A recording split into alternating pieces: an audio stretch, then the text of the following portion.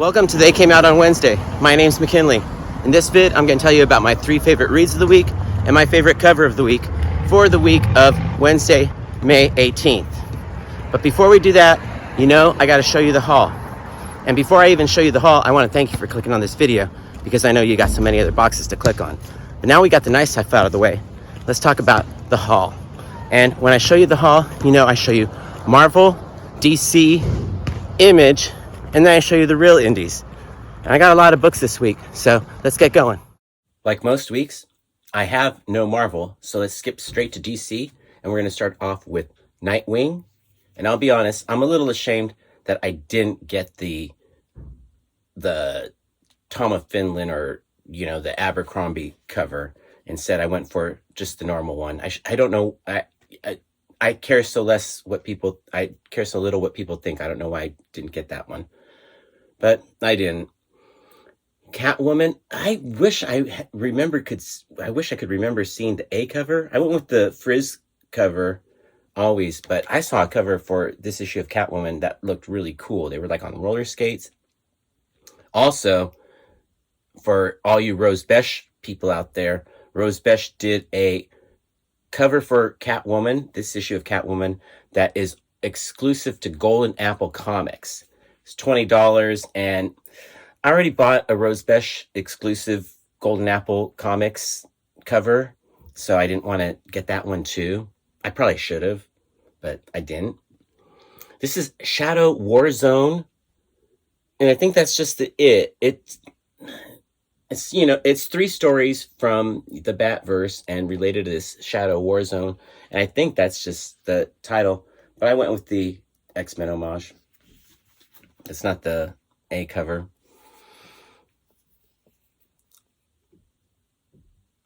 Batman, Superman, World's Finest. It's actually not a bad story, but I don't want to keep getting that. And rounding out the DC haul is Suicide Squad Get Joker. That was the DC haul. Now let's move on to Image. Image is the indie with corporate money and corporate sales. Slumber. I Hate This Place.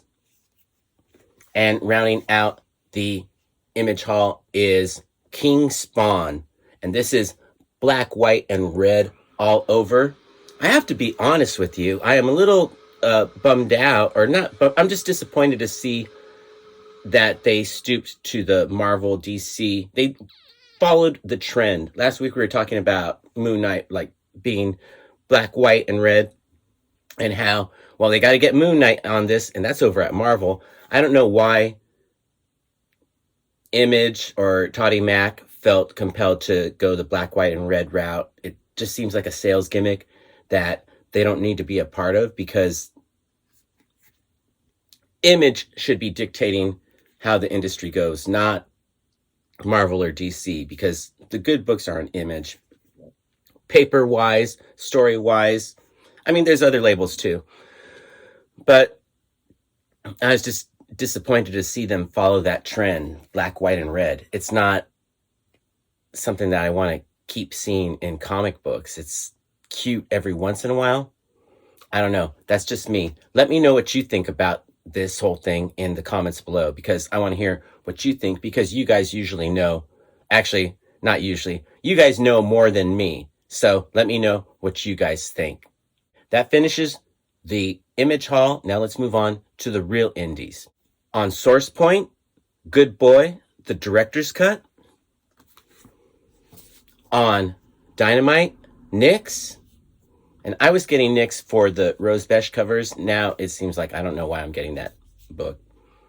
On Boom, House of Slaughter, Scarlet, Part 1. New arc from the Tiny Onion. And rounding out my indie haul is a book that isn't really a comic.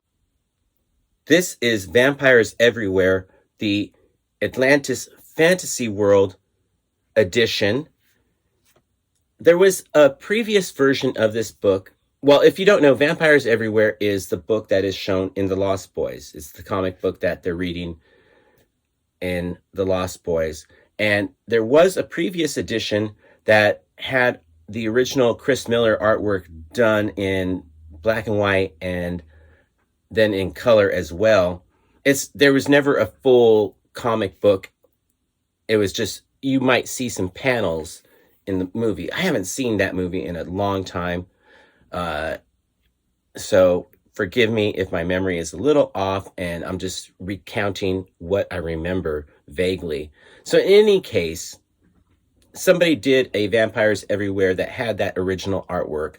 And this is a new edition done by Atlantis Fantasy World, the comic book store that is in the movie. The location has changed because there was an earthquake in 1989 that destroyed that comic book store, and they are now in the location where they are today, and that's where I purchased this. So this has the original artwork just only in color, but then it also has some new content. So not really a comic book, but still in the genre, and it is kind of like a movie prop comic, although this isn't the... Thanks, Dad. I love you. So that's the indie haul, and that's the haul in general. And before I talk about my 3 favorite reads of the week and my favorite cover of the week, I want to ask everybody that is watching to wish my dad some healthy, healing vibes, because the dumbass went and got COVID-19. Dad, I don't know what you were thinking. That's not the thing you want to get. You want to get wealthy. You want to get healthy. You don't want to get C-19. But he went and did that. So if you all could just send a little healing vibes to my dad, David, I sure would appreciate it, because we still got a long way to go in this story here. So now that we got that out of the way, let's talk about my 3 favorite reads and my favorite cover of the week. Just like last week, this week's cover of the week is a no-brainer for me. As much as I like the Frizzes cover for the Catwoman, I have to go with this cover for Shadow Warzone, the X-Men homage, Marvel homage on DC. I just loved this artwork. I love the homage. Great X-Men book. And it was done by Howard Porto and R.F. Prianto. Great work. I'll be honest with you, I really had no interest in this book, and this was a cover buy only for me. I did enjoy the Harley story at the end. I thought that was kind of cute. It was by, what's her name? Stephanie Phillips? I forget who wrote it, but it's the same one who's been writing Harley Quinn, and it was a cute story. I liked it a lot. It's a collection of short stories. I don't think you need to really buy it for the content. For me, it was strictly a cover buy, and it is my cover of the week. Let me know what your favorite cover of the week was in the comments below. Now let's talk about my 3 favorite reads of the week. With so many books, it can be hard to pick a top 3, especially with a week like this, because we had I Hate This Place, which is kind of like a UFO story, maybe Ghost too. It's kind of confusing. I'm not really sure what Kyle Starks is doing, but it was interesting and could have made my top 3 if it had been a different week. Same thing for Slumber. I am liking this story, and I really do like the artwork, especially when they go into the dreamland parts. This week, my number 3 favorite read has to be the book that I've been waiting for, House of Slaughter, Scarlet Part 1. And this is introducing a new house, a new character. It might not have been action-packed, but it's building a world that is going to be another great episode of the Something is Killing the Children story. And I am House of Slaughter all the way, but it's nice to see these other houses, the House of Scarlet. So let's see what these next 4 or 5 issues are going to hold in store for us. This was a good introductory issue to just get us into this new world. It's not an Erica Slaughter, Something is Killing the Children story. This is somebody else's story. So the Tiny Onion has a lot of stories to tell. I'm looking forward to them. Now let's move on to my second favorite read of the week. And I'll be honest with you. Good Boy, the director's cut, was not the comic, was not the book that I was really feeling that I needed. Well, I was reading the director's commentary on the first issue.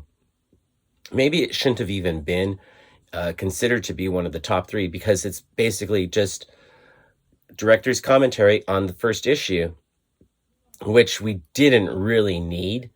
I don't, I mean, my hat's off to these guys, but I don't think the world needed a director's commentary on issue 1 of Good Boy. As much as I loved it, what I did love and what did make it into my top 2 favorite read, because there were 2 different 2-page stories. One by, I can't remember who, and then the other by the people that did Stray Dogs, Tony Fleeks and the other person. So, I'm horrible. I know. Worst person to be talking about comics because I can't remember anybody's name. But I'm telling you, those 2 stories by the people I can't remember, and 2 of the people that names I can remember, those 2 stories made it so they gave me the feels, as they say. Oh man, I really liked both these stories. And so for 4 pages of original content, that's what the content was so good. That's why it was my second favorite read of the week, because oh my golly, the creators from Stray Dogs, they did a 2-page story about Flint and his owner John. So obviously this is a prequel, or stories before Good Boy number 1 takes place. And oh my golly, both stories were really good, but the Stray Dogs creators made a really good 2-page story, and the other is only a 2-page story too. So it's nothing to, seriously, wait for the trade, because I think that's why they did this issue, because they're going to have the trade, which is only going to be 3 issues. So why not have a director's commentary, and then why not include 4 pages of new content? So that'll be a good trade. And I'm telling you, those new pages, they were really good. So Good Boy, the director's commentary came in as my second favorite read of the week. Coming in at number 1 is a book that I totally thought I missed. I thought this book had come out and I missed it because it has been so long since the previous issue came out. But Suicide Squad Get Joker number 3 is my favorite read of the week. This was action-packed, great writing. The artwork wasn't my favorite, but it's good artwork. It'll appeal to some people. And I'm telling you, it was an action-packed issue. And I had been thinking about this book a couple of days ago, like I must have missed it, because seriously, the previous issue had come out so long ago. So in any case, my favorite read of the week was Suicide Squad Get Joker. It was like the culmination of a good Suicide Squad movie that I would definitely want to see. So those were my 3 favorite reads of the week. Let me know what books you enjoyed the most in the comments below. I really appreciate you watching, and I really appreciate you making it all the way to the end so that you can hear me say, peace, love, Bunny, and Bear.